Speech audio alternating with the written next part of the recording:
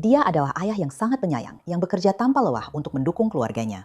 Setidaknya kamu memperhatikan. Dia adalah ibu muda dengan impian menjadi influencer terkenal. Hai teman-teman, aku diminta untuk membuat video tentang 15 hal aneh tentang diriku. Jadi nomor 1, Namun ketika pasangan muda itu menjadi korban dari perampokan rumah yang menakutkan, hal itu memicu sebuah konspirasi gelap yang berujung fatal. Mereka memakai masker hitam, baju hitam, celana hitam. Setiap inci kulit mereka tertutup. Itu mengungkap sebuah konspirasi gelap yang berujung fatal. Kita mungkin punya masalah, tapi aku tidak pernah membayangkan hal seperti ini. Saya Elizabeth Milner, dan terima kasih telah bergabung bersama kami di episode Female Criminals kali ini. Kisah kita dimulai di Titus County, Texas, yang terletak jauh di jantung Texas Timur. Bagi Samantha Woolford dan Ernie Ibarra, tempat ini menjadi latar belakang kisah cinta yang sedang tumbuh. Wow, Aku tidak akan menyalakan rokok. oh iya, aku lupa padanya. Karena kamu pegang iPad itu di tanganmu. Dimanapun kita berada, dimanapun. Setidaknya kamu memperhatikan. Tapi hanya karena ini episode yang lucu banget. Iya, Ini episode yang mana? Empath. Ernest Labarra Jr., yang lebih dikenal sebagai Ernie, lahir pada hari Natal tahun 1985. Saat tumbuh dewasa, dia sangat suka membaca. Namun, seiring perkembangan teknologi, perhatian Ernie beralih ke komputer, sampai-sampai dia bisa memperbaiki sendiri. Pada tahun 2008, dia bertemu dengan Samantha Woolford. Samantha sudah menjadi seorang ibu muda saat dia bertemu dengan Ernie. Dia memiliki 2 anak, sepasang anak kembar yang merupakan hasil hubungannya dengan pacar semasa SMA. Lalu, 3 tahun setelah bertemu dengan Ernie, mereka menyambut kelahiran sepasang anak kembar kedua, Samantha. Keluarga mereka semakin besar ketika Samantha kembali hamil pada tahun 2013. Kali ini mengandung anak kelima mereka. Aku memutuskan untuk membuat sepertinya vlog kehamilan. Aku melakukan tes kehamilan tadi malam dan hasilnya keluar. Aku tidak bisa memastikan apakah itu positif atau negatif. Garis pada tesnya sangat samar. Sejujurnya, aku pikir hasilnya negatif. Sekarang bukan waktu yang tepat bagiku untuk hamil. Belum lagi aku sedang menggunakan alat kontrasepsi. Jadi, aku tidak menyangka hasilnya bisa positif. Tapi tetap saja aku jadi panik. Dan aku meminta beberapa orang untuk melihatnya, dan mereka juga tidak bisa memastikan apakah itu positif atau negatif. Ernie bekerja di 2 tempat untuk menghidupi keluarga mereka yang terus bertambah. Tapi Samantha berharap dengan memulai saluran YouTube, dia bisa membantu menghasilkan uang tambahan. Hai teman-teman, aku sedang berada di konvensi tato dan aku akan melakukan tindik dermal anchor di dadaku. Aku benar-benar gugup. Jadi aku akan menunjukkan kepada kalian bagaimana caranya. Ini sudah siap. Bagaimana aku bisa membiarkan kalian melihat betapa aku benar-benar malas dalam vlog kehamilanku?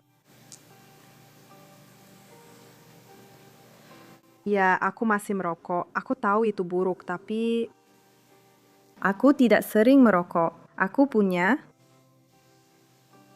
dimanapun itu berada. Aku punya salah satu rokok elektrik itu yang biasanya aku hisap. Rasanya benar-benar istimewa kalau aku benar-benar merokok rokok biasa. Aku sedang berusaha. Tapi dokterku setuju kalau aku punya terlalu banyak stres dalam hidupku untuk benar-benar berhenti mendadak. Fakta bahwa aku sudah mengurangi jadi mungkin 3-4 batang rokok sehari itu sudah bagus. Tapi dia tidak ingin aku benar-benar berhenti. Karena dengan stres sebanyak ini, aku bisa saja malah melahirkan lebih awal kalau sama sekali tidak punya pelarian. Aku jarang main video game. Aku nggak pernah keluar rumah. Aku nggak curhat ke teman-teman. Aku nggak punya pelarian apa-apa. Itu video yang mengkhawatirkan untuk dilihat. Tapi Samantha menyambut anak kelimanya, seorang bayi perempuan.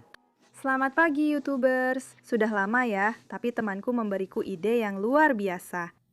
Jadi, aku akan memaksimalkannya dan mengubahnya. Dia ingin mendapatkan tips dan saran tentang bagaimana aku menjalani hidup.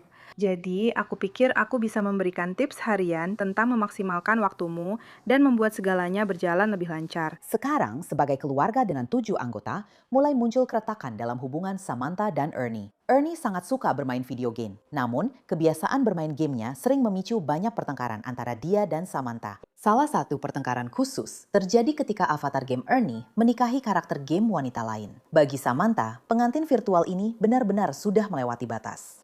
Untuk menebus kesalahannya, Ernie setuju melakukan sebuah tindakan besar untuk menunjukkan cintanya pada Samantha. Pada tahun 2014, mereka berdua berdiri berhadapan di dunia nyata dan mengucapkan janji suci pernikahan.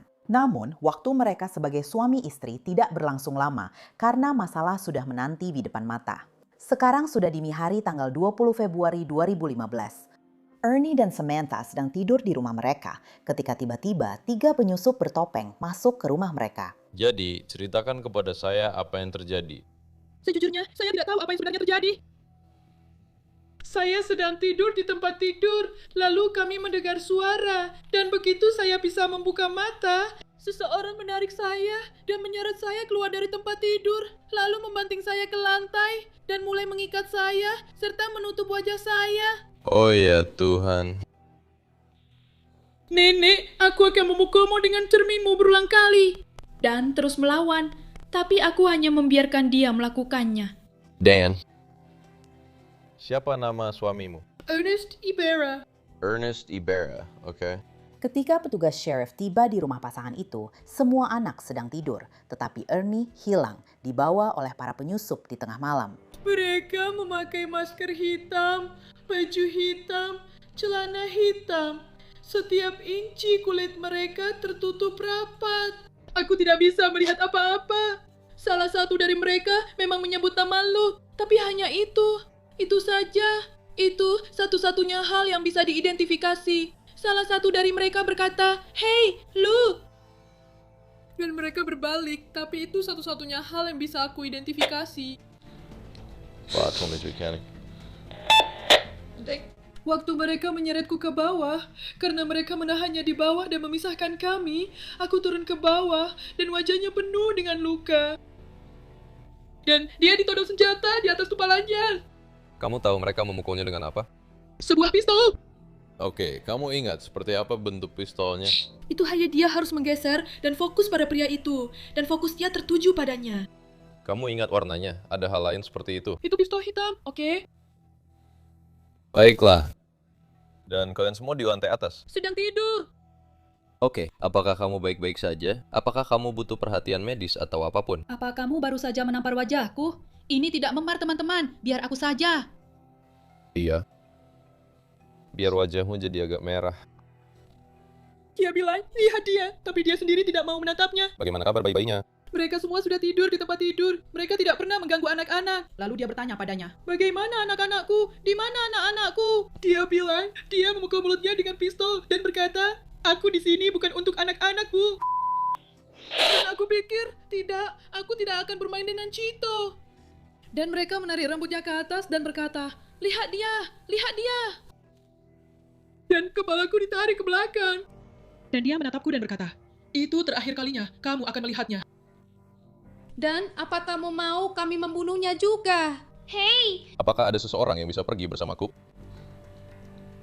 Ya. Saya tidak pernah melihat kendaraan. Saya tidak tahu mereka naik kendaraan jenis apa.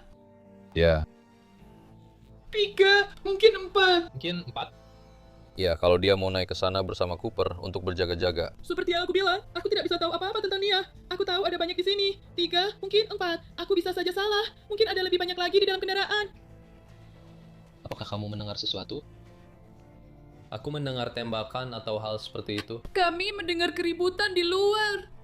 Dan aku tahu mereka sudah melakukan sesuatu di rumahku. Karena aku bisa mendengar sesuatu yang pecah. Tapi Samantha memberitahu wakil sheriff bahwa dia bisa membebaskan dirinya sendiri dan itulah cara dia meminta bantuan. Meskipun panggilannya bukan ke 911 tapi ke ibunya yang membuat beberapa orang curiga. Dia mengangkatku dan melemparku ke sini. Dia membantu melepaskan ikatanku. Bagaimana dia tahu kalau kamu adalah seorang? Karena mereka mengambil ponselnya. Tapi mereka tidak mengambil punyaku. Aku masih memegang punyaku. Iya. Jadi, aku bisa memilih. Jadi dia sudah punya ponselnya. Tidak, mereka yang punya ponselnya. Oke. Itu maksud saya. Berapa nomor ponselnya? Aku tidak tahu. Kamu tidak tahu, Ernest. Kamu simpan di ponselmu. Ya, oke. Nah, itu dia. Lu- Hah? Aku butuh nomor itu. Dapatkan nomor itu darinya. Jadi kalian semua ada di tempat tidur di sini. Tidur. Aku di sisi itu, dia di sisi ini. 5,6. Mereka menyuruhnya melepas cincin. Aku dengar mereka menyuruhnya melepas cincin kawinnya. Kita mendapatkan deskripsi yang lebih baik tentang salah satu pelaku atau mungkin kendaraan yang digunakan. Aku tidak tahu aku melakukannya. Aku diikat di sini. Negatif. Dia bilang ada beberapa pelaku yang semuanya memakai pakaian serba hitam. Aku pikir, kalau aku tidak tahu kendaraannya, itu bisa membuatnya kehilangan nyawa. Hei, tolong cari nomor itu untukku, oke? Apakah kamu mendengar dia mengatakan sesuatu selain yang sudah kamu ceritakan pada kami? Mereka bilang itu karena ayahnya. Dan setelah itu, dia tamat. Ya, Oke. dan kalau dia bisa mendapatkan $20.000 dalam 5 menit, mereka juga akan menyelamatkan nyawanya. Dan dia bilang dia tidak bisa mendapatkan uang sebanyak itu. Apakah kamu tahu apa yang sedang terjadi? Aku benar-benar tidak tahu siapa ayahnya. Aku sudah tidak ada urusan lagi dengan ayahnya sejak aku dan dia punya masalah terakhir kali. Oke. Dan mereka bilang ayahnya mengadukan seseorang dan membuat orang itu masuk penjara. Dan sekarang mereka membalas dendam dan merenggut seseorang darinya. Dia merenggut seseorang dari mereka. Dan sekarang mereka merenggut seseorang darinya. Dan dia bilang, itu bukan ditujukan kepadaku atau anak-anak, karena kami hanya Ibera karena menikah. Dia Ibera secara keturunan. Dan mereka mengambil KTP dan dompetnya. Itu di mana? Itu ada di truknya. Oh, Itu ada di truknya. mereka memaksanya memberitahu bahwa aku ada di atas. Aku bisa mendengar dia memberitahunya. Mereka memaksanya memberitahu bahwa mereka memotong bajuku. Dan kemudian, setelah mereka membuatku berdiri telanjang di depannya, mengancam akan berbuat macam-macam padaku, pria itu berkata, Aku tidak bisa melakukannya. Kamu tadi di luar. aku berada di ruang tamu, sampai mereka membawaku ke ruang tamu. Dia bilang, ambil bajumu dan cepat, karena aku bukan orang seperti ini. Jadi aku mulai mengacak-acak lemari bajuku. Dia bilang, aku bilang, cepat ambil bajumu, dan menekan pisau ke leherku. Jadi aku langsung mengambil baju apa saja dan memakainya. Oke. Dia menarik bajuku dan mulai mengguntingnya. Dia mengguntingnya dari kerah, lalu dia memakaikannya. Siapa namamu? Semeta. Wolfer. Wolfer.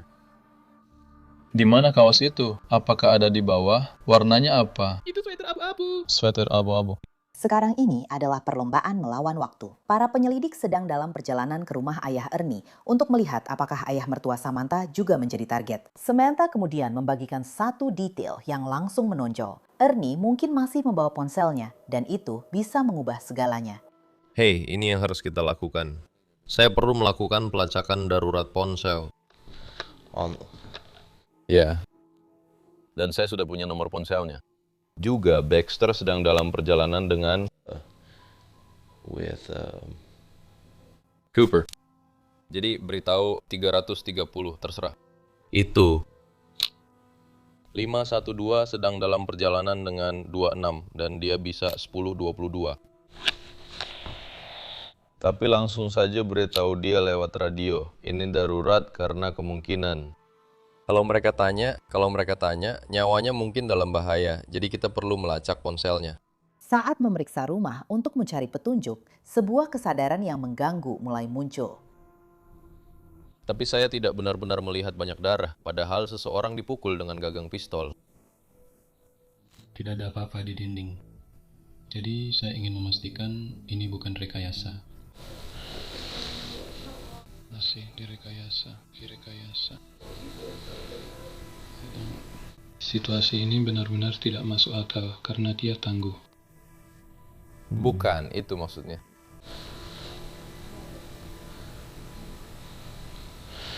Ya, aku sebenarnya berharap melihat itu lebih banyak. Lebih banyak darah. Dengan paksa.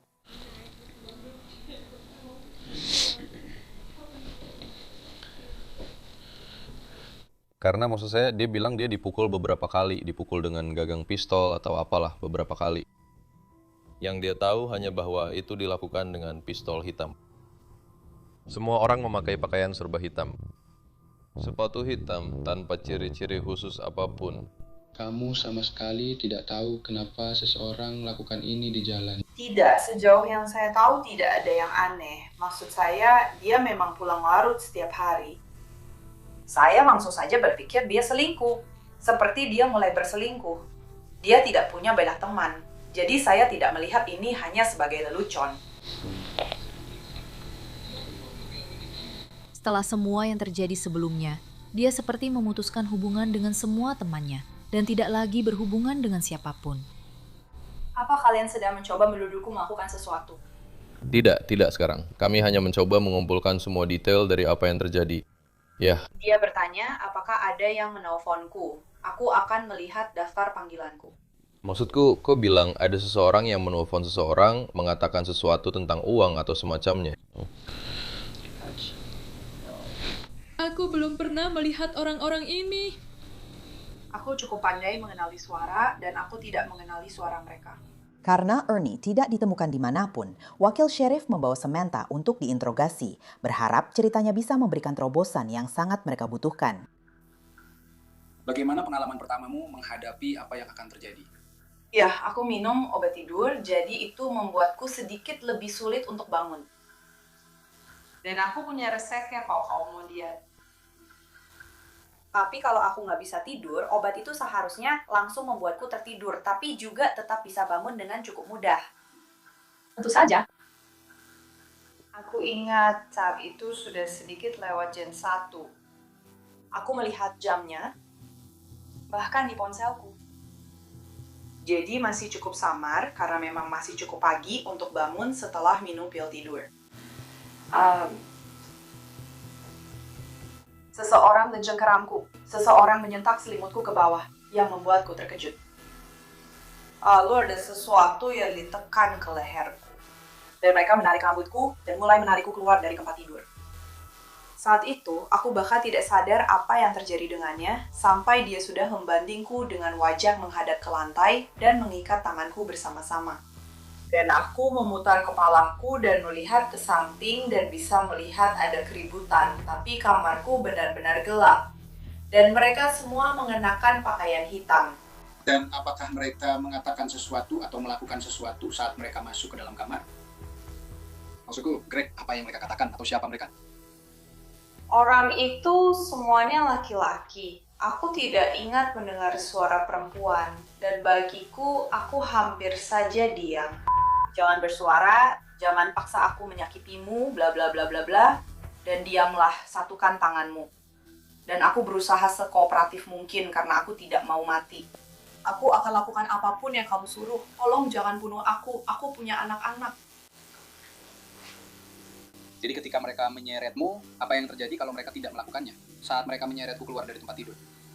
Jerry membaringkanku di tempat tidur dengan posisi tengkurap dan menekan pisau yang dia pegang ke leherku. Di antara tulang belikatku. Dan saat dia di atas, tanganku terikat.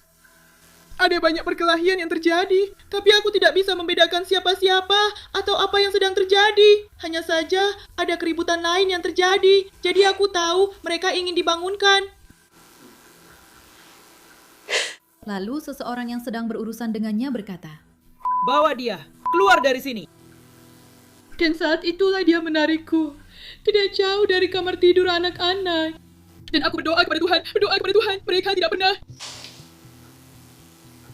pergi ke sana dan menyadari ada anak-anak di sana. Mereka mengikat kakiku tepat sebelum mereka meninggalkanku di sana. Tepat sebelum aku harus berjalan terpincang-pincang untuk mengambil ponselku. Karena mereka memaksaku untuk berjalan dan melakukan semuanya sendiri, dan hanya membantuku menyeimbangkan diri karena aku tidak bisa menopang diriku sendiri. Tanganku diikat di belakang punggung, mulutku juga diikat. Aku heran mulutku tidak robek. Ikatannya sangat kencang. Dia tidak mengenali suara itu. Aku tidak melakukan apa-apa soal itu. Aku sudah mencoba mendengarkan semuanya. Mereka memaksanya cukup keras sampai dia menelepon polisi. Dan dia bilang, jangan panggil polisi. Lalu mereka memukul mulutku dengan pistol. Dan dia berkata, itu bukan yang aku suruh kamu katakan padanya. Dia memohon, tolong katakan lagi apa yang harus aku ucapkan. Tolong ulangi saja. Jadi mereka mengulanginya. Aku tidak bisa mengerti apa yang mereka katakan.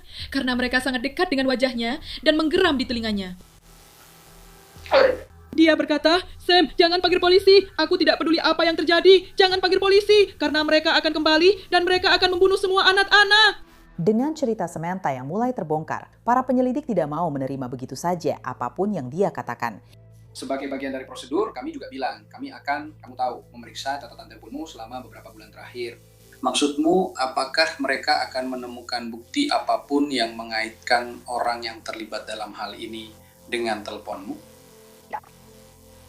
Kamu yakin tentang itu? Ya, aku pasti mengenali suara yang aku kenal. Tidak, maksudku, apakah kamu terlibat dalam apa yang dialami suamimu? Tidak. Jadi kamu benar-benar tidak ada hubungannya dengan itu? Tidak, aku benar-benar tidak ada hubungannya dengan ini. Aku tidak akan sekooperatif ini jika aku terlibat. Ya, maksudku, hanya karena seseorang bekerja sama, bukan berarti mereka tidak melakukan sesuatu. Jelas saja kalau seseorang ini mengelabui kita. Apa aku pernah memikirkannya? Apa aku pernah berpikir untuk menikam dia? Oh, lebih dari sekali. Apa aku pernah berpikir untuk menembaknya kalau aku punya pistol? Pikiran itu ada, dan aku tidak akan bilang kalau aku tidak pernah memikirkannya. Dia pernah membuatku sampai pada titik di mana aku ingin menyakitinya. Dan itukah yang terjadi tadi malam? Tidak. Dia tidak membawamu sampai ke titik itu tadi malam? Tidak, kami sama sekali tidak bertengkar. Jadi, apa yang bisa membuatmu sampai pada titik ingin menembaknya atau berhenti? Melihat dia menyakiti anak-anak. Kapan terakhir kali kamu melakukannya? Waktu aku membuatnya ditangkap. Pada tahun 2014, Samantha mengajukan perintah larangan mendekat terhadap Ernie setelah menuduhnya menyerangnya. Jaksa kemudian mengonfirmasi bahwa dia dibawa untuk diinterogasi dan akhirnya ditangkap. Tapi untuk malam ini, kamu tidak ada hubungannya dengan hilangnya itu. Kamu tahu, Mama Dedi. Tidak. Kamu yakin tentang itu? Iya. Lihat tatap mataku. Aku perlu tahu kebenarannya. Apa kamu ada hubungannya dengan hilangnya Ernie? Tidak. Apa kamu ada hubungannya dengan kematiannya malam ini? Tidak, mati. Dia sudah mati. Itu yang sedang saya coba cari tahu. Jika dia memang sudah mati, tidak. Menurutmu dia masih hidup? Aku harap begitu. Apa kamu ada hubungannya dengan itu? Tidak. Kamu tidak ada hubungannya dengan hilangnya dia? Tidak ada. Kalau kamu tahu, jangan sampai dia ditemukan sudah meninggal, apa kamu ada hubungannya dengan itu? Tidak. Tidak. Dia sama sekali tidak ada hubungannya dengan itu. Sama sekali tidak. Mereka belum pergi sekarang. Mereka hanya menahannya agar bisa bertemu ayahnya. Aku benar-benar tidak ingin harus bermain denganmu demi suamiku. Samantha belum bebas dari masalah. Dia diinterogasi selama berjam-jam. Baiklah, biar aku tanya sesuatu. Bagaimana kamu bisa meminta bantuan kalau dia terikat? Aku menggunakan hidungku. Jadi mereka tidak mengambil ponselmu. Mereka meninggalkan ponselmu di sana. Mereka bertanya padaku, apakah aku punya ponsel? Dan aku bilang tidak. Lalu mereka bertanya, bagaimana kamu bisa mendapatkannya? Aku menggeliat ke samping. Atau itu di ruangan? Aku berada di sisi atas ini, dan ponselnya diselipkan di bawah tepi tempat tidur di sisi atas ini. Apakah memang biasanya kamu menyimpannya di sana? Atau kamu menaruhnya di sana saat kejadian itu? Tidak, itu jatuh dari tempat tidur. Saat mereka menarikku, aku merasakan ponselnya tergelincir, karena biasanya aku menyimpannya di bawahku. Jadi, kenapa kamu membangunkan anak-anak? Kenapa kamu ke sekolah di sana, memukul mereka, dan membangunkan mereka? Berapa usia anak-anakmu? 7, 3, dan 1. Dan aku sangat ketakutan dengan apa yang mereka lakukan padaku, dan orang tua mereka, aku dan ayah mereka melalui semua itu. Membuat mereka mengikat senjata, dan menelpon 911. Siapa yang kamu telepon? Ibuku adalah nomor pertama di daftar panggilanku. Aku hanya menggunakan wajahku. Jadi alih-alih menelpon 911 untuk meminta bantuan, kamu malah menelpon ibumu. Bagaimana caramu menekan 911 dengan wajahmu? Lalu, bagaimana caramu menelpon ibumu dengan wajahmu? Aku tidak menelpon ibuku. Aku hanya menekan tombol pertama yang ada di sana. Kebetulan aja itu nomor ibuku. Tapi maksudku, jadi kamu menekan ya? Iya, aku cuma menembakkan wajahku ke ponsel. Dan itu nomor yang terpilih. Aku nggak mencoba nomor tertentu, aku cuma berusaha menelpon siapa saja. Oh, oke. Jadi kamu nggak sengaja menelpon ibumu? Enggak, aku cuma nelpon cek aja. Lihat. Aku nggak ngerti, kenapa kamu bisa membuat anakmu yang berumur 7 tahun panik dan bilang, "Hey, telepon 911, kita dapat bantuan." Lihat, itu maksudku. Hal-hal kecil seperti ini yang benar-benar terlihat baik-baik saja. Jadi kamu nggak akan membuat mereka semua meminta maaf pagi ini. Bolehkah aku bicara dengan ibuku dulu sebelum aku benar-benar setuju dengan itu? Nah, kalau kamu nggak punya apa-apa yang disembunyikan, kenapa nggak bicara sama aku? Karena ini bukan soal kamu secara pribadi, tapi memang polisi pada umumnya. Kamu sering dengar hal-hal negatif dan bagaimana mereka sebenarnya nggak benar-benar mau membantu. Dan Dinas Perlindungan Anak juga sama saja. Dan aku cuma ingin dengar pendapat Mama dan Papa dulu. Apakah ini memang yang terbaik buat aku? Aku nggak punya apa-apa yang harus disembunyikan. Dan secara pribadi, aku nggak masalah melakukan itu. Tapi aku juga nggak mau melakukan sesuatu yang nantinya malah merugikan aku atau menimbulkan asumsi yang salah. Aku memang ingin orang tuaku. Kamu tahu nggak? Kamu tahu apa yang aku pikirkan? Menurutku, nggak lama lagi mereka bakal mengurungmu. Itu yang aku pikirkan. Aku pikir selama ini kamu sudah menertawakanku. Kamu memang begitu. Ya, aku benar. Aku pikir kamu pembohong. Itu yang aku pikirkan. Aku pikir kamu tahu persis siapa yang melakukan ini. Dan aku nggak akan percaya ceritamu sama sekali. Itu yang aku pikirkan. Saat interogasi semakin intens, tak lama kemudian, nama baru menarik perhatian detektif. Aku pikir kamu tahu. Aku pikir kamu tahu persis siapa yang melakukan ini. Dan aku pikir kamu takut. Dan itulah yang sedang aku coba tanamkan di kepalamu. Jangan biarkan rasa takut membuatmu tidak mengatakan yang sebenarnya. Karena jika kamu tahu siapa orang-orang yang melakukannya, kamu tahu kenapa mereka melakukannya, tidak ada yang membuatmu bersalah. Tapi yang akan membuatmu bersalah adalah saat kami membuktikan bahwa kamu berbohong kepada kami di sini. Tapi kalau memang begitu, maka aku memang tahu siapa yang melakukannya dan kenapa mereka melakukannya. Okay. Bukankah itu membuatku seperti kaki tangan? Tidak. Kamu jelas tidak. Tidak, itu membuatmu menjadi seorang ibu yang ketakutan dengan anak-anak. Tepat seperti itulah dirimu. Satu-satunya hal lain. Oke, lihat, aku tahu, kamu tahu Sam, kamu tahu, aku tidak berbohong padamu. Kamu tahu, aku tahu. Satu-satunya hal lain yang aku tahu, dan aku bahkan tidak yakin aku tahu. Oke. Aku sudah berada di rumah sakit bersama temanku Charlotte. Oke. Dan dia punya seorang pria di sana. Dan demi Tuhan, aku benar-benar tidak bisa keluar dan bilang kalau aku sudah mengatakan semua ini. Oke. Karena mereka punya banyak teman di sini dan hidupku akan terancam. Oke. Tapi satu-satunya hal lain yang aku tahu adalah bahwa Dinber membicarakan tentang dia. Tentang masalah seperti yang baru saja aku ceritakan padamu. Aku punya masalah untuk bicara dengan teman-temanku tentang masalah kami. Aku tidak punya banyak teman. Jadi, ketika aku bersama salah satu temanku, aku ingin membicarakan masalah apapun yang mungkin pernah kami alami. Dan sejujurnya, akhir-akhir ini tidak banyak masalah.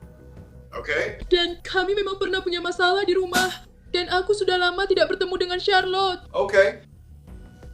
Dia bersama seorang pria di kamarnya, dan pria itu bicara tentang bagaimana seorang pria seharusnya memperlakukan wanita seperti itu. Dan bagaimana kamu tidak seharusnya melakukan hal-hal seperti itu pada seseorang. Dia bilang akan menangani situasinya.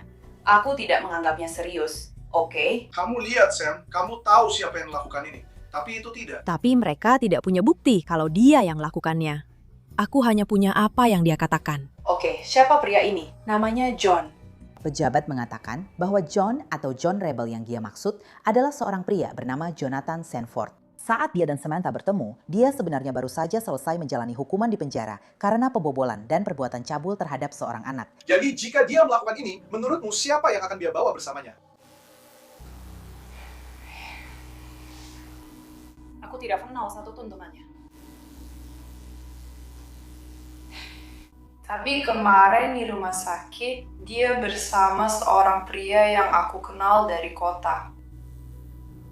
Namanya Tay. Siapa? Kay Rhyme. Kay? Tay, dia berkulit hitam. Tay Rhymes, dia pria kulit hitam. Ya. Oke, dia bersamanya. Dari mana asalnya?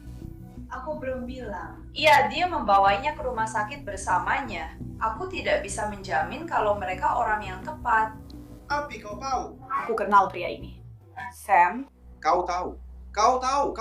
Pria ini yang melakukannya. Kau tahu dia yang melakukannya. Dan begini. tapi kenapa? Dia punya masalah psikologis yang serius. Kenapa? Ya, apa yang kamu katakan? Apa yang kamu katakan saat dia bilang dia akan menyelesaikan masalah itu? Aku cuma menertawakannya. Aku pikir dia bercanda. Ada orang lain di sana. Siapa yang ada di sana? Tapi aku tidak tahu. Demi Tuhan, aku tidak tahu. Aku tahu dia punya banyak orang yang dia panggil saudaranya. Menurutmu, mereka ke sana dan lakukan ini hanya karena dia jahat padamu? Aku tidak tahu. Di mana transaksi narkoba kita? Aku tidak tahu.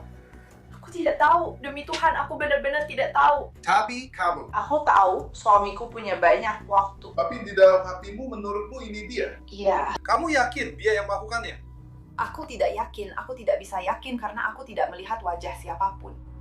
Lalu, apa yang membuatmu berpikir itu dia? Hanya dari cara dia mengatakannya, meskipun aku mengabaikannya sambil tertawa. Dia duduk santai seperti ini. Sekarang di rumahmu. Kenapa kamu pikir itu dia saat dia ada di rumahmu? Karena tingginya. Dan ada seorang pria yang posturnya seperti Jeremy di sana. Memang agak, itu benar. Itu benar. John itu kurus. Tinggi dan kurus. Dia punya catatan yang sangat buruk. Ada seorang pria tinggi dan kurus di sana. John Grable? Ya. Kamu tidak tahu namanya? Tidak. John, dia... Charlotte Marsh mengenalnya, kok? Iya, oke. Dia tinggal bersamanya. Kita akan temukan, kalau kamu selesai. Kita akan menemukannya. Tolong jangan biarkan ini berbalik merugikanku. Aku tidak mau itu. Aku akan memberitahumu sekarang. Satu-satunya cara kami bisa menjamin itu adalah jika kamu tunjukkan dia yang melakukannya, atau tangkap dia, dan kami akan membebaskannya dari penjara. Dia tidak bisa menghukum kamu. Aku tidak mau siapapun masuk. Kalau begitu, sebaiknya kamu mulai hadapi kenyataannya. Jelaskan bahwa jika aku menelpon polisi, mereka akan membunuh anakku. Karena Samantha melihat 3 penyusup, sekarang perhatian beralih ke Jonathan dan teman-temannya. Oh, satu-satunya hal yang aku tahu tentang pria bertubuh besar itu adalah mereka memanggilnya Jojo, tapi mereka bilang itu bukan namanya. Mereka bilang, aku percaya mereka bilang namanya Jose, tapi aku sama sekali tidak tahu apa-apa tentang pria yang satunya lagi. Tapi itu sangat menakutkan. Ya. Aku berharap mereka hanya membawanya keluar dan memukulinya habis-habisan kalau dia masih hidup. Dia adalah pria yang sangat menyeramkan, pria ketiga itu. Tapi kamu tidak tahu siapa dia. Tidak. Kamu tidak tahu namanya. Tidak, mereka memanggilnya. Mereka terus memanggilnya Jojo. Dan aku bertanya pada John, siapa namanya? Dan dia bilang, Jose. Tapi itu saja yang aku tahu tentang pria itu. Hanya itu yang aku tahu. Selain itu, dia tampak menakutkan. Jadi ketika aku masuk dan bilang, ada pria kulit hitam di sana bersama John, aku bisa masuk dan bilang, hey, itu John, itu Ty, di mana Jojo? Dan mereka akan langsung tahu siapa yang aku maksud. Itu panggilan mereka untuknya. Ya, semua orang memang memanggilnya Jojo. Detektif mengkonfirmasi nama asli Jojo dan Tay. Nama asli Jojo adalah Jose Ponce. Nama asli Tay adalah Octavius Rhymes. Keduanya direkrut oleh Jonathan. Awalnya mereka berniat menaruh sabu di truk Ernie untuk menjebaknya dalam kasus narkoba. Namun kelompok itu termasuk Samantha percaya bahwa pembunuhan akan lebih mudah. Pada titik ini dalam interogasi, Samantha tampak tidak yakin apakah suaminya masih hidup atau sudah meninggal. Salah satu hal yang juga perlu kita sadari, kita tidak tahu apakah kita belum tahu pasti apakah dia masih hidup atau sudah meninggal, karena kita masih berusaha menemukannya. Tapi misalnya, jika kita memang berhasil menemukannya, dan dia sudah meninggal, mereka akan melakukan autopsi. Mereka akan bisa memberitahu kita kapan waktu kematiannya. Jadi saya harus memastikan bahwa rentang waktu yang saya berikan kepada Anda adalah rentang waktu yang Anda ceritakan kepada saya saat orang-orang ini masuk ke rumah Anda. Waktu yang saya berikan kepada Anda itu tepat. Karena saya tidak ingin bilang, oh ya, mungkin begitu. Semua yang saya tulis dalam pernyataan sebelumnya itu adalah kebenaran. Saya hanya ingin memastikan bahwa pemeriksa medis, jika dia ditemukan sudah meninggal, yang mana kita berharap itu tidak terjadi dan kita menemukannya masih hidup, tapi jika, entah kenapa, mereka memang kelewatan dan benar-benar menyakitinya dengan parah. Saya tidak ingin kembali dan pemeriksa medis berkata, Anda tahu waktu kematiannya sekitar jam 8.30 atau jam 9 Anda tahu. Dan kemudian, kamu tidak akan bisa melihatnya sebelumnya. Saya tidak tahu. Kita harus menemukannya dulu. Itu yang sedang kita coba lakukan. Tapi ketika kamu tidak jujur kepada kami dan tidak memberitahu siapa orang-orang yang datang dan membawanya, kita membuang banyak waktu berharga. Dan sekarang sudah hampir jam 10. Kami sudah berada di rumahmu sejak jam 2.30. Dan kamu tahu, kamu baru sekarang jujur. Tapi inilah orang-orang yang datang ke rumah dan membawamu. Kamu tahu, Itu kamu tahu 7 jam yang sudah kita buang padahal bisa kita gunakan untuk mencoba mencari. Dia menunggu kabar apapun tentang suaminya. Tapi perilaku Samantha saat dibiarkan sendiri di ruang wawancara membuat beberapa orang bingung. Di sini kita melihat dia menggambar hati di papan tulis. Sedikit lebih dari 1 menit kemudian, dia tampak mulai menuliskan nama-nama sebelum menghapusnya dari papan. Kurang dari 10 menit kemudian, dia menulis, "Halo cintaku, lalu aku butuh kamu sayang." Dalam tulisan terakhirnya, sebuah pesan yang tampaknya ditujukan kepada para penyidik. Dia menulis, "Apakah kalian sudah menemukan suamiku?" Namun dokumen pengadilan mengungkapkan bahwa Samantha sebenarnya sudah tahu apa yang terjadi pada suaminya. Detektif menemukan pesan-pesan yang dikirim Samantha kepada Octavius Rhymes saat polisi sedang mencari ponsel Ernie. Salah satu pesan berbunyi, "Matikan ponsel, hentikan itu, buang ponsel, pergi."